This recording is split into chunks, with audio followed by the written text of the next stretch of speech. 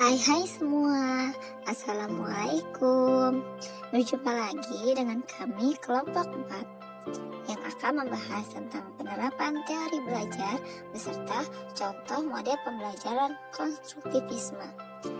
Tidak lupa kami juga akan membahas solusi dari beberapa studi kasus yang telah diberikan. Selamat menyaksikan.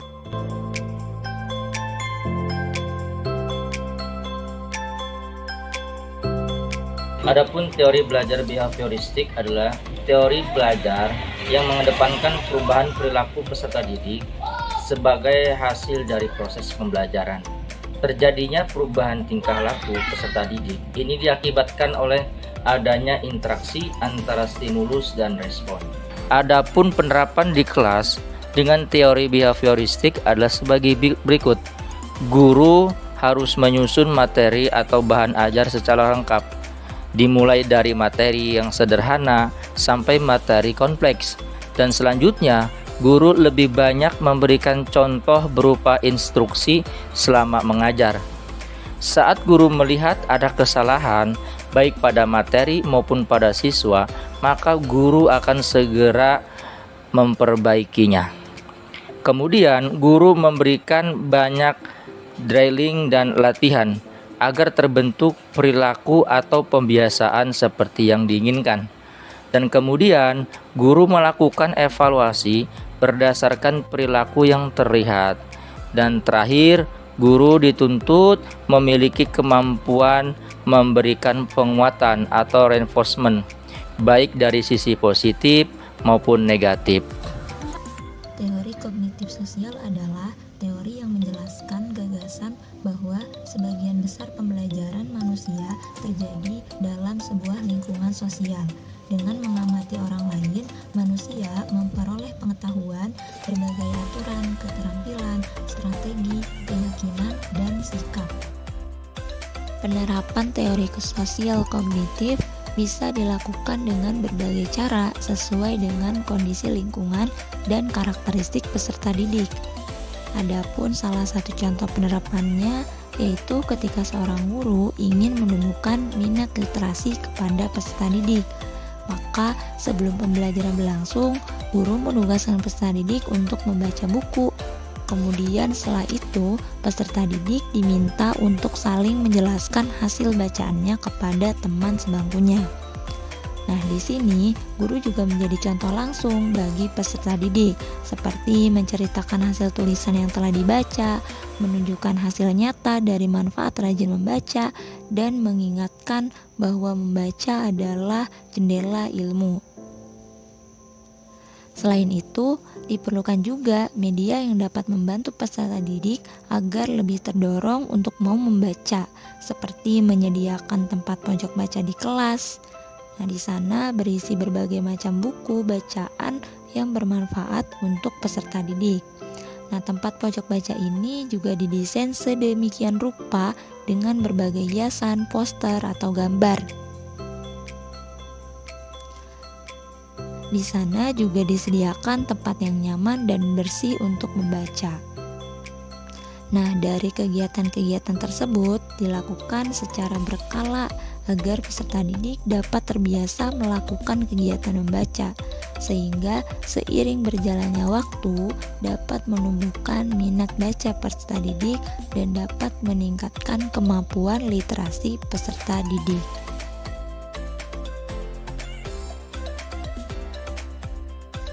Membangun dari mengenai teori pemahaman dalam proses pembelajaran. Penerapan teori konstruktivisme.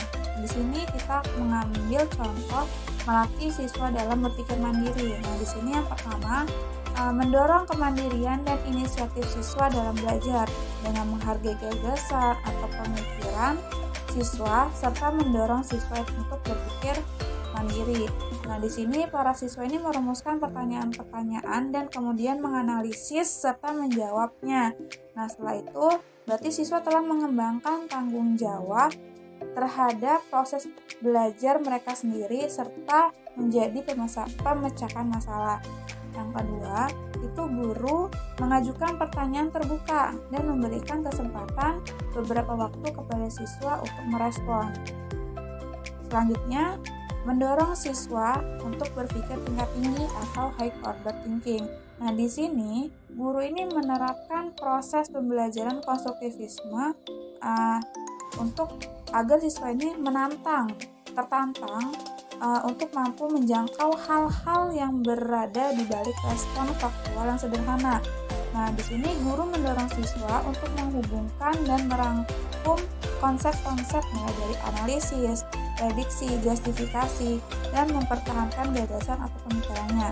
Nah, selanjutnya yang keempat, siswa terlibat secara aktif dalam dialog atau diskusi dengan guru dan siswa lainnya. Nah, di sini siswa dituntut untuk aktif, untuk bisa menanggapi, bertanya terhadap pertanyaan atau diskusi yang telah berlangsung, selama diskusi berlangsung. Nah, yang terakhir itu siswa terlibat dalam pengalaman dan yang menantang dan mendorong terjadinya diskusi. Nah, di sini jika diberi kesempatan untuk menyusun berbagai macam prediksi, seringkali kan siswa menghasilkan hipotesis tentang informasi maupun kejadian yang sedang dialaminya.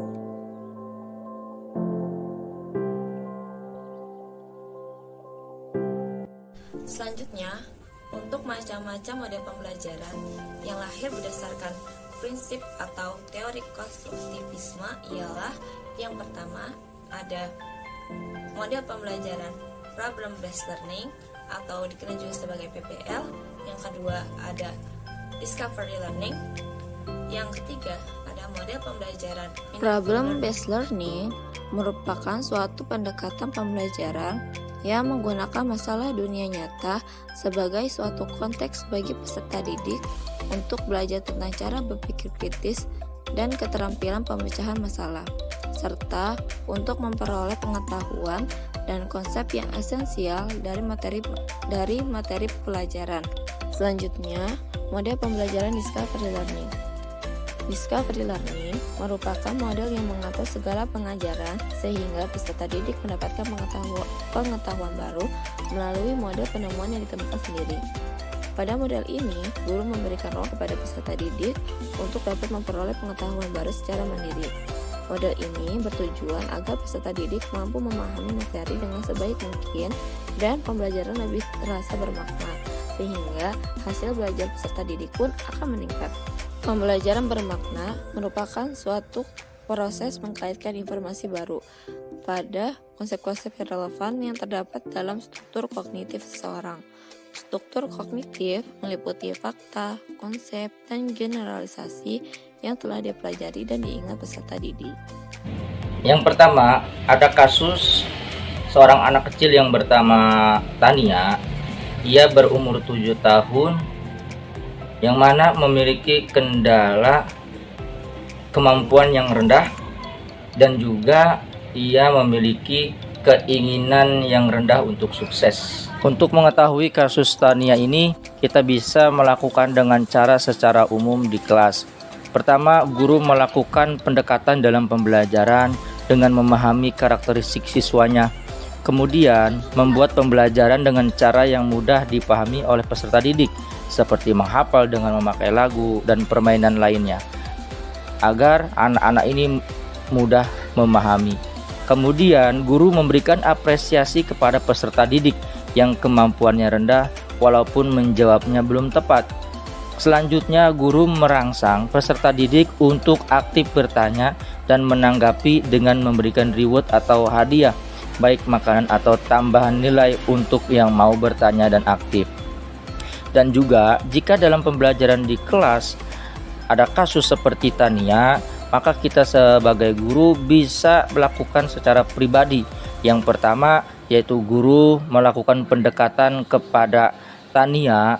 Selanjutnya, guru membuka pembicaraan agar Tania ini mau merespon atau menjawab pertanyaan dari guru.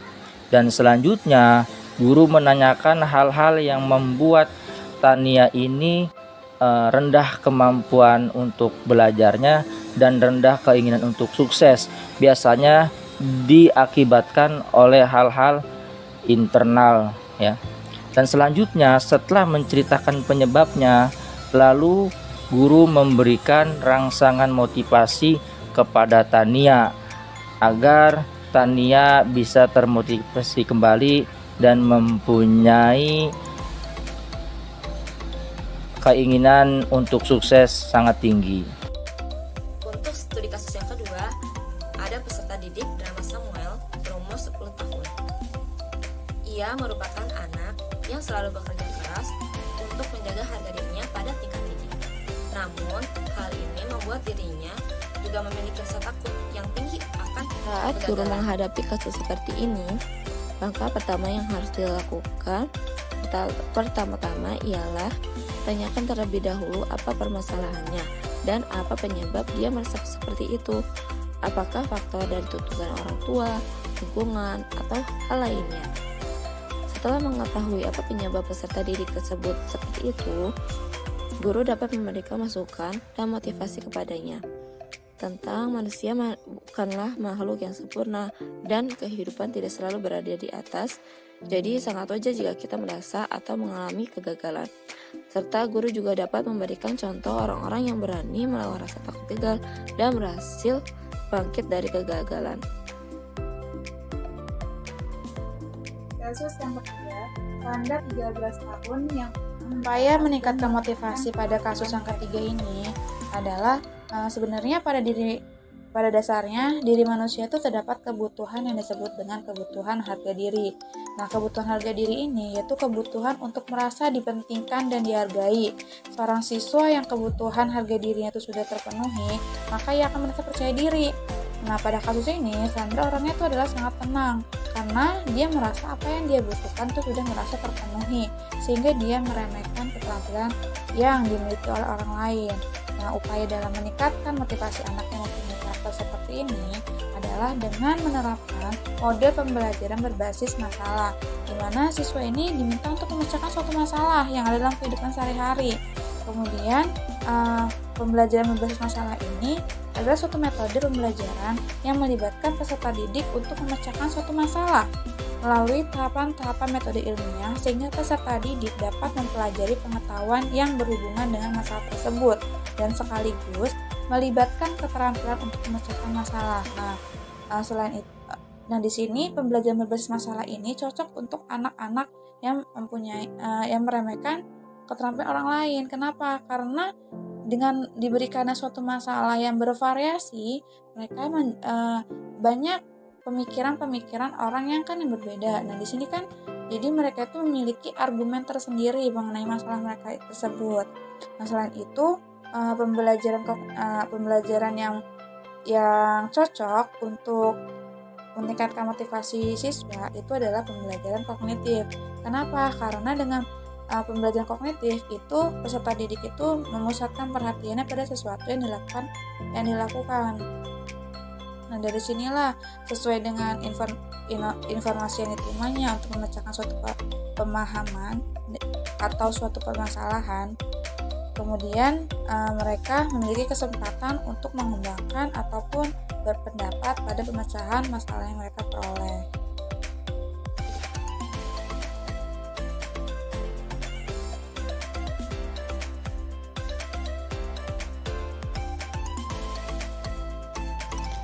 Studi kasus nomor 4 yaitu solusi dari kasus keempat, yaitu yang pertama mengidentifikasi faktor-faktor penyebab Robert memiliki sedikit minat di sekolah dengan cara mengamati bagaimana proses pembelajaran Robert di kelas, gaya belajar, dan juga karakteristik Robert ketika belajar. Mencari informasi tentang kegiatan sehari-hari Robert ketika di sekolah maupun di luar sekolah, dan hal lainnya yang diperlukan baik dari faktor internal ataupun eksternal. Kemudian diberikan bimbingan dan motivasi dalam prosesnya, bisa dalam proses pembelajaran, jadi guru menerapkan pembelajaran yang nyaman dan menyenangkan sehingga bisa menemukan minat belajar siswa. Kemudian yang terakhir adalah menentukan target pemantauan. Nah, di sini target hasil pemantauan ini dalam jangka waktu tertentu dengan menganalisis perkembangan minat belajar di sekolah. Jika tidak ada perubahan, maka ditindaklanjuti dengan berkomunikasi langsung kepada bibi atau wali dari siswa tersebut.